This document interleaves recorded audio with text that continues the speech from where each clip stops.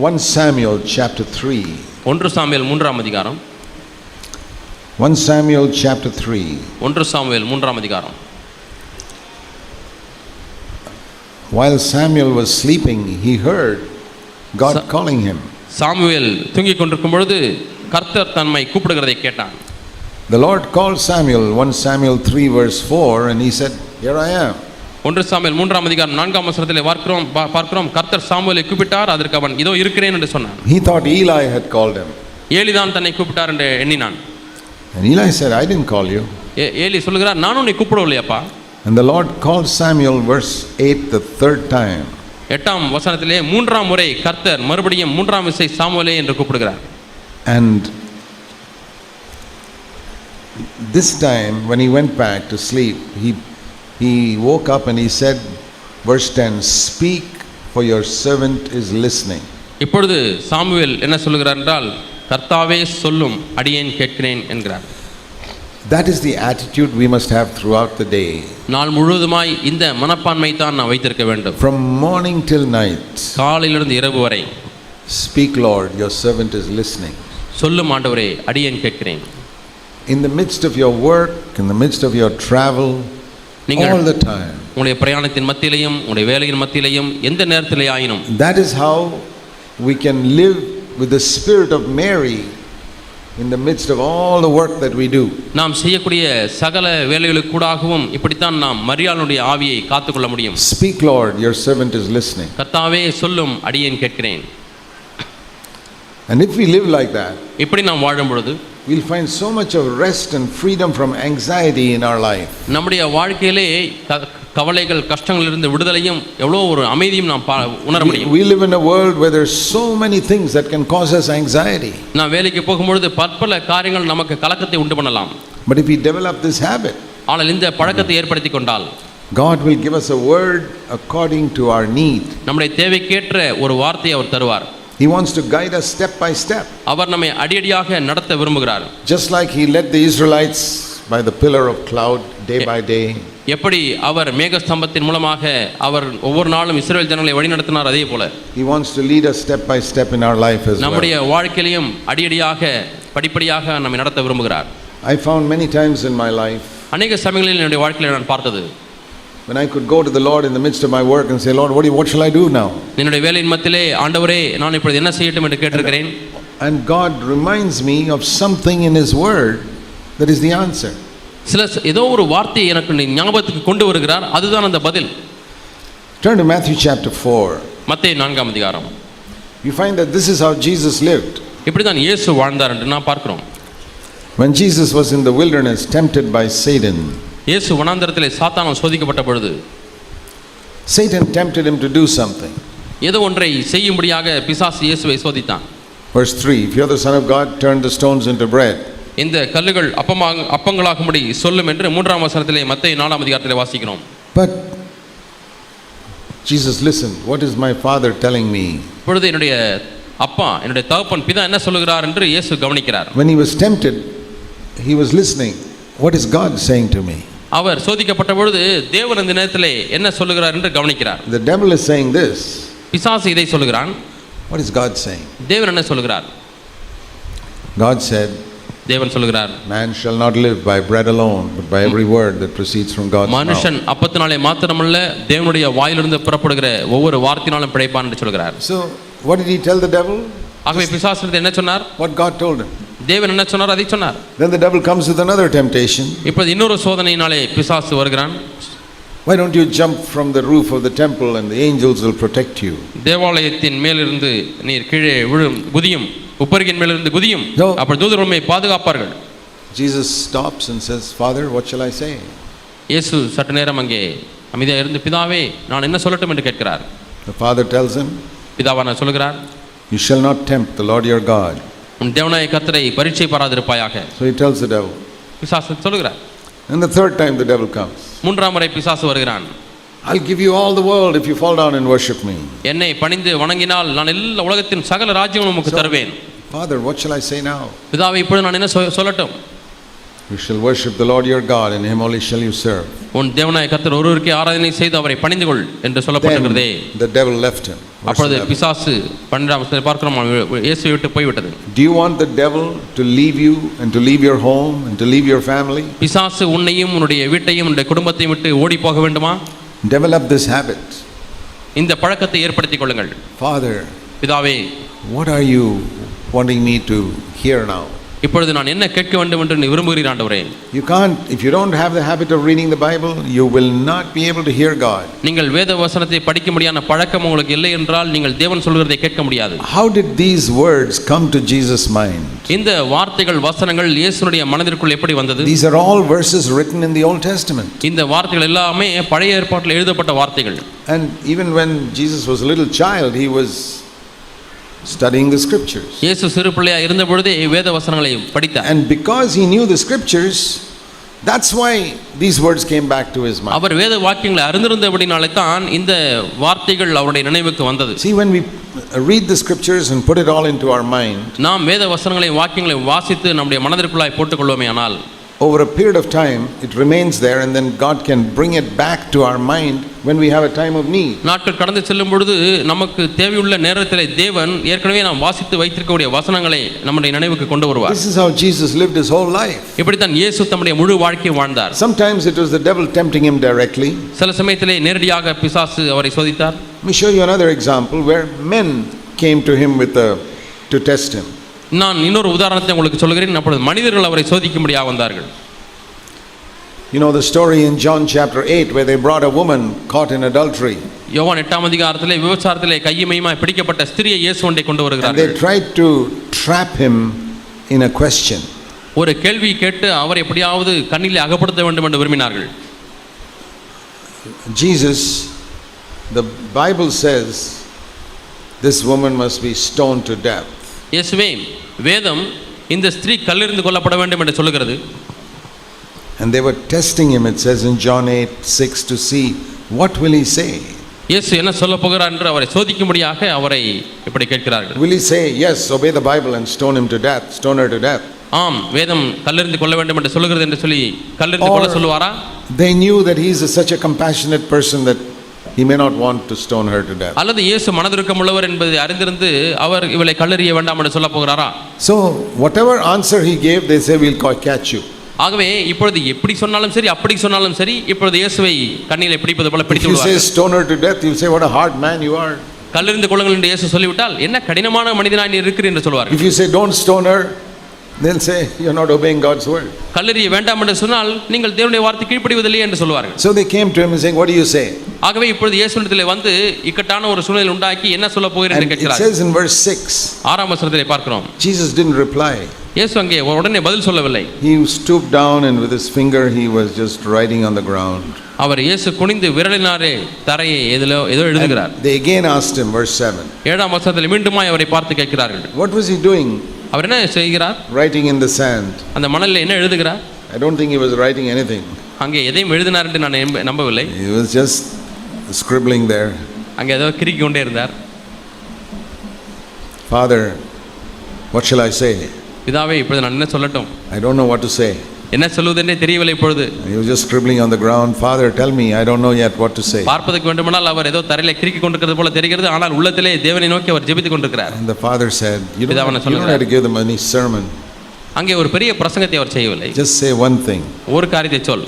He who is without sin, cast the first stone. உங்களிலே பாவமில்லாதவன் முதலாவது கல்லெறிய கடவன்.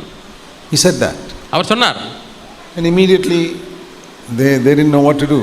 அவர்களெல்லாம் என்ன செய்வதென்றே தெரியவில்லை. They went away. அவர்கள் எல்லாம் போய்விட்டார்கள். Many times I found that this is what Jesus did. அநேக சமயங்களிலே இதைத்தான் இயேசு செய்ததை நான் Let பார்க்கிறேன். me show you another example. இன்னொரு உதாரணத்தை உங்களுக்கு காண்பிக்கிறேன். The same thing he told Mary, you must listen. That's what he was doing himself. மரியாளுக்கு என்ன சொன்னாரோ அதையே தாமும் செய்தார். கவனிக்க வேண்டும் என்று பிதாவுக்கு. In Matthew 22, மத்தேயு 22ஆம் அதிகாரம். they came to him with another test. இன்னொரு காரியத்தில் இயேசுவை சோதிக்க முடியாது They வருகிறார்கள். were always trying to catch him. எப்பொழுது பார்த்தாலும் இயேசு எப்படியாவது பிடிக்க வேண்டும் என்று வந்தார்கள். Verse 15, to trap him in something. 15ஆம் வசனத்திலே பார்க்கிறோம். அப்பொழுது பரிசேயர் அவரை பேச்சிலே அவரை அகப்படுத்தும்படி யோசனை பண்ணி And they வருகிறார்கள். came to him and said, first of all they flattered him. முதலாவது வந்து இயேசுவை முகஸ்துதி செய்கிறார்கள். Verse 16, we know you're truthful and you speak the way of God and you don't differ to anyone, you're not partial to anybody. நீர் சத்தியம் உள்ளவர் என்றும் தேவனுடைய மார்க்கத்தை சத்தியமாக போதிக்கிறீர் என்றும் நீர் முகதாட்சிணியம் இல்லாதவர் என்றும் Now tell me, அறிந்திருக்கிறோம். should we pay tax to Caesar or not?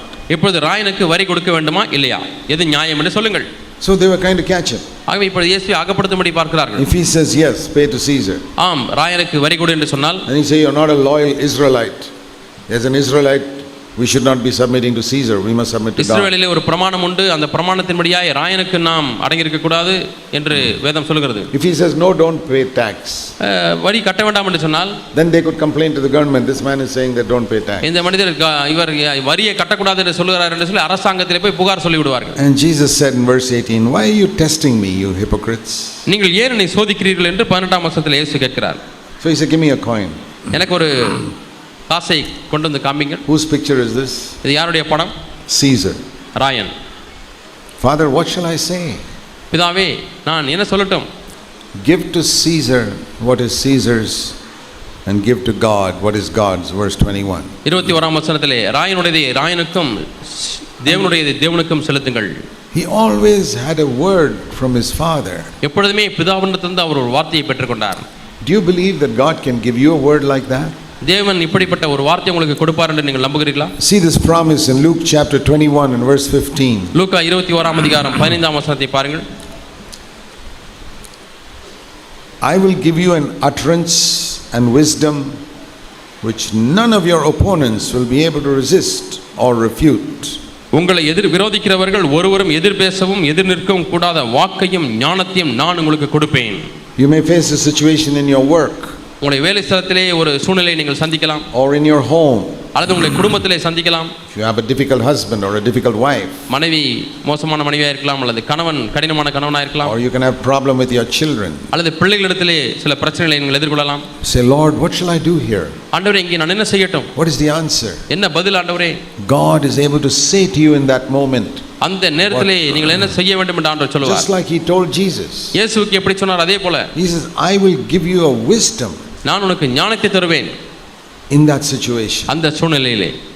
That's why it's very important to hear, to develop the habit of hearing what God is saying. ஆகவே தான் தேவன் என்ன சொல்லுகிறாரோ அதை கேட்கக்கூடிய பழக்கத்தை நாம் ஏற்படுத்திக் கொள்வது நல்லது. About 50 years ago, God spoke to me with that verse. Remember, one thing is needful in your life. 50 ஆண்டுகளுக்கு முன்பதாக தேவன் இந்த வார்த்தையின் மூலமா என்னோடு கூட பேசினார். தேவையானது ஒன்றே என்று பேசினார். Live this life of dependence upon me for everything. ஒவ்வொரு காரியத்திற்காகவும் என்னையே சார்ந்து வாழக்கூடிய வாழ்க்கையை கற்றுக்கொள். That is what it means to live by faith. இதுதான் விசுவாசத்தின் அடிப்படையில் வாழக்கூடிய வாழ்க்கை. Lord, I don't want to depend on my own wisdom. ஆண்டவரே என்னுடைய சொந்த ஞானத்தை சார்ந்து நான் வாழ விரும்பவில்லை. You tell me. நீர் எனக்கு சொல்லும். Sometimes you can face complicated situations in your home. சில சமயத்திலே உங்களுடைய குடும்பத்திலே குழப்பமான சூழ்நிலை, இக்கட்டான சிக்கலான சூழ்நிலை சந்திக்க முடியும். Supposing you have a problem with your mother-in-law. உங்களுடைய மாமியாரோடு கூட உங்களுக்கு ஒரு பிரச்சனை வந்து விட்டது. Have you ever thought of asking God, say, Lord, how shall I solve this problem? எப்பொழுதாவது நீங்க கேட்டிருக்கீங்களா, என் மாமியாரோட இந்த பிரச்சனையில ஆண்டவரே எப்படி நான் தீர்க்கிறதுன்னு கேட்டிருக்கீங்களா ஆண்டவரே? But instead of asking God, you yourself decide to do something. ஆனால் தேவனை கேட்பதற்கு பதிலாக நீங்களாகவே ஒன்றை செய்ய முடியாது தீர்மானிக்கிறீர்கள். And that makes the situation more complicated. அது இன்னுமாய் காரியங்களை அதிக சிக்கலாக்கி விடுகிறது. Or there may be a problem in your church. அல்லது உங்களுடைய சபையில் ஒரு பிரச்சனை ஏற்படலாம். Let me ask you one thing. நான் ஒன்றை உங்களுக்கு கேட்கிறேன். Is there any problem in the world that God cannot solve? தேவனால் தீர்க்க முடியாத ஏதோ ஒரு பிரச்சனை இந்த உலகத்தில் இருக்கிறது என்று எண்ணுகிறீர்களா? You see, we live in a world where we are always facing problems. நாம் வாழக்கூடிய இந்த உலகத்தில் எப்பொழுதுமே நாம் பிரச்சனைகளை சந்திக்கிறோம். But if you can believe one thing, ஆனால் ஒன்றை மட்டும் நீங்கள் விசுவாசிப்பீர்களானால், there is no problem that God cannot solve. தேவனால் தீர்க்க முடியாத பிரச்சனையே இல்லை. Every problem there is some solution. எப்படிப்பட்ட பிரச்சனையா இருந்தாலும் அதற்கு அவர் ஒரு தீர்வை வைத்திருக்கிறார். And if you go to him, he'll tell you the solution. நீங்கள் மட்டும் அவரிடத்திலே போனால் அவர் அந்த தீர்வை உங்களுக்கு சொல்லுவார். I remember when about in 1964, 48 years ago. 48 ஆண்டுகள் முன்பதாக, அதாவது 1964ஆம் வருஷம். I was working in the Navy. நான் கப்பற்படையிலே பணி செய்து கொண்டிருந்தேன். And the Lord spoke to me one day. ஆண்டவர் ஒரு நாளில் என்னோடு கூட பேசினார். Leave your job. உன்னுடைய வேலையை விட்டுவிடு. Resign and come and serve me. உன்னுடைய வேலையை ராஜினாமா செய்துவிட்டு எனக்கு வந்து ஊழியம் செய். I was only 24 years old. அப்பொழுது எனக்கு வயது 24 மட்டுமே. I said, okay Lord, I'll do that. சரி ஆண்டவரே, நான் அதை செய்கிறேன் என்று சொன்னேன். So I went and I wrote my resignation and I said, I'm leaving. ஆகவே நான் என்னுடைய ராஜினாமா கடிதத்தை எழுதி அங்கே அவர்களுக்கு கொடுத்து நான் போகிறேன் ஐயா என்று சொன்னேன். And that had to go to Delhi, to the headquarters. அந்த ராஜினாமா கடிதம் அது டெல்லிக்கு அங்கே உள்ளதான அலுவலகத்துக்கு செல்ல வேண்டியதாக இருந்தது, மேல் அலுவலகம். After 1 or 2 months I got a reply saying, no, you can't go. தலைமை அலுவலகத்திலிருந்து நீ போக முடியாது, உன்னுடைய ராஜினாமா கடிதம் ஏற்கப்படவில்லை என்று பதில் வந்தது. So I was confused. ஆகவே நான் குழப்பமடைந்தேன். I said, Lord, you called me, but how can a human authority stop me when Almighty God has called me to serve? சர்வ வல்லமையுள்ள தேவன் அழைத்திருக்கும் பொழுது ஆண்டவரே, மனுஷிக ஆளுகை எப்படி என்னை தடுத்து நிறுத்த முடியும் என்று கேட்டேன். And I consulted the other believers in the church. சபையில் இருக்கக்கூடிய மற்ற விசுவாசிகளை கலந்து ஆலோசித்தேன். They said, this proves that God has not called you. தேவன் உன்னை அழைக்கவில்லை என்பதை இது நிரூபிக்கிறது என்று சொன்னார்கள். You thought God was calling you. தேவன் ஏதோ உங்களை அழைக்கிறார் என்று நீங்கள் எண்ணிக்கொண்டீர்கள். It was only your imagination. அது உங்களுடைய கற்பனை என்று சொன்னார்கள். See, God has closed the door. பார்த்தீர்களா, தேவன் கதவை அடைத்து விட்டார். But I still felt in my heart God has called me to. ஆனாலும் என்னுடைய உள்ளத்திலே நான் உணர்ந்தது என்னவென்றால் தேவன் என்னை அழைக்கிறார் என்று. Nobody agreed with me. நான் என்னுடைய காரியத்தை யாருமே ஒத்துக்கொள்ளவில்லை. All the believers in the church I was there said, this is God showing you, you must not go. அந்த சபையில் இருக்கக்கூடிய எல்லாரும் என்ன சொன்னார்கள் என்று சொன்னால், நீ ஊழியத்துக்கு போக கூடாது என்று ஆண்டவர் இதன் மூலமாய் சொல்கிறார். If I had listened to them, அவர்களுக்கு நான் செவி கொடுத்திருந்தால், I will not be sitting here today. இன்றைக்கு நான் இங்கே உட்கார்ந்து கொண்டிருக்க மாட்டேன். I would still be wasting my life, maybe some retired naval officer. நான் ஓய்வு பெற்ற ஒரு கடற்படை அதிகாரியாக என்னுடைய நாட்களை வீணாக்கி கொண்டிருப்பேன். So I went back to God. ஆகவே நான் தேவனிடத்தில் திரும்பி சென்றேன். I said, Lord, ஆண்டவரே, I don't know why. I really thought you had called me. உண்மையாலுமே நீர்தான் என்னை அழைத்தீர் என்று நான் நம்பினேன். ஆனால் ஏன் நிராகரிக்கப்பட்டது எனக்கு தெரியவில்லை. I'm not leaving the Navy to make money. நான் பணம் சம்பாதிப்பதற்காக கப்பற்படையை விடவில்லை ஆண்டவரே. I'm getting a very good salary here. I'm giving it up to serve you. ஆண்டவரே, எனக்கு நல்ல சம்பளம் இங்கே கிடைக்கிறது, உமக்கு ஊழியம் செய்யும்படியாக தானே இதை நான் விட்டு விடுகிறேன் என்று சொன்னேன். What do you want me to do? ஆண்டவரே, நான் என்ன செய்ய வேண்டும்? And the Lord spoke to me. ஆண்டவர் என்னோடு கூட பேசினார். When Moses went to Pharaoh, மோசே பார்வோனிடத்தில் சென்றபோது and said, let my people go that என்னுடைய ஜனங்களை போக விடும், எனக்கு ஊழியம் செய்யும்படியாக என்னுடைய ஜனங்களை போக விடும் என்று கேட்டபொழுது, what did Pharaoh say? பார்வோன் என்ன சொன்னார்? No. போக முடியாது, இல்லை என்று சொல்லிவிட்டார். What did Moses do? மோசே என்ன செய்தார்? Did Moses say, oh, maybe God has not called us, தேவன் நம்மை போக முடிய அழைக்கவில்லை, so we will stay in Egypt? ஆகவே எகிப்திலே தங்கி விடலாம் என்று சொன்னாரா? I got my answer. எனக்கு பதில் கிடைத்து விட்டது. He went back to Pharaoh again. மீண்டுமாய் பார்வோனிடத்திற்கு திரும்பி சென்றான். He said no. இல்லை என்று சொல்லிவிட்டார். Again he went. மீண்டுமாய் பார்வோனிடத்தில் சென்றார். So I got my answer. ஆகவே எனக்கு பதில் கிடைத்து விட்டது. So I said, Lord, I'm not going to listen to all these people. ஆண்டவரே, இந்த ஜனங்கள் சொல்வதெல்லாம் நான் கேட்க போவதில்லை. I am going to, like Moses, go back. மோசேயை போல ஆண்டவரே, நான் மீண்டுமாய் திரும்பி செல்கிறேன். Again I wrote a resignation letter. மீண்டுமாய் ஒரு ராஜினாமா கடிதத்தை எழுதினேன். Lord Jesus has called me to serve him. I want to leave. நான் என்ன எழுதினேன் என்று சொன்னால், ஆண்டவராக இயேசு கிறிஸ்து அவருக்கு ஊழியம் செய்ய முடிய என்னை அழைக்கிறார், ஆகவே கப்பற்படையை விட்டு நான் போகிறேன். At headquarters they just laughed at this. தலைமையகத்தில் இதை வாசித்து விட்டு சிரித்தார்கள். They sent the CID people to see if something's wrong with my head. அது CID people அவர்களிடத்திலே, அந்த மக்களிடத்திலே வந்து இவர்களுக்கு ஏதோ மூளை குழம்பி விட்டது என்று சொன்னார்கள். After 3 months they said no. 3 மாதங்கள் அந்த கடிதத்தை வைத்து விட்டு பிறகு அது நிராகரிக்கப்பட்டு விட்டது என்று சொல்லிவிட்டார்கள். The believers told me. அப்பொழுதும் விசுவாசிகளிடத்திலே சொன்னார்கள், see, God is shutting the door. Why are you trying மீண்டும் மீண்டுமாய் தேவன் கதவை அடைக்கிறார், ஏன் முயற்சி செய்து கொண்டிருக்கிறாய்? But I had already heard from God. ஏற்கனவே நான் தேவனுடைய சத்தத்தை கேட்டுவிட்டேன். Moses went back again and again and again. மோசே மீண்டுமாய் சென்றார், நிராகரிக்கப்பட்டது, மீண்டுமாய் சென்றார், மீண்டுமாய் சென்றார். So I wrote a third letter. ஆகவே இப்பொழுது 3ஆம் ராஜினாமா கடிதத்தை எழுதுகிறேன். Bigger letter. பெரிய கடிதம். Lord Jesus has called me to serve him. ஆண்டவராக இயேசு கிறிஸ்து அவருக்கு ஊழியம் செய்யும்படியாக என்னை அழைக்கிறார். And these are the reasons and all. இந்த காரணங்களாலே நான் செல்கிறேன். No reply. பதிலே இல்லை. I waited. நான் காத்து கொண்டே இருந்தேன். 2 years. 2 ஆண்டுகள் காத்து கொண்டிருந்தேன். And suddenly I got a reply. திடீரென ஒரு பதில் வந்தது. You can go. நீ போகலாம். That's how I left my job 46 years ago. இப்படித்தான் 46 ஆண்டுகளுக்கு முன்பதாக என்னுடைய வேலையை விட்டேன். And if I had not listened to God and listened to all the people, I would have missed God's will in my life. நான் அந்த நாளிலே தேவனுக்கு செவி கொடுக்காதபடி என்னுடைய சக விசுவாசிகளுக்கு செவி கொடுத்திருந்தால் தேவனுடைய சித்தத்தை என்னுடைய வாழ்க்கையில தவற விட்டு இருந்திருப்பேன். But if I had not read the Bible, I would not have known the story of Moses and Pharaoh. வேதத்தை நான் வாசிக்கவில்லை என்று சொன்னால் மோசே பார்வோனுடைய கதை எனக்கு தெரிந்திருக்காது. And I can tell you so many situations in my life. ஆகவே இப்படி பல சூழ்நிலைகளை என்னுடைய வாழ்க்கையில நான் சொல்ல முடியும். There are many situations where God saved me from taking a wrong step. நான் பல சூழ்நிலைகளிலே சம்பவங்களிலே தவறான ஒரு அடி எடுத்து வைக்காதபடிக்கு தேவன் என்னோடு கூட பேசியிருக்கிறார். Listen to God. தேவனுக்கு செவி கொடுக்க கற்றுக்கொள்ளுங்கள்.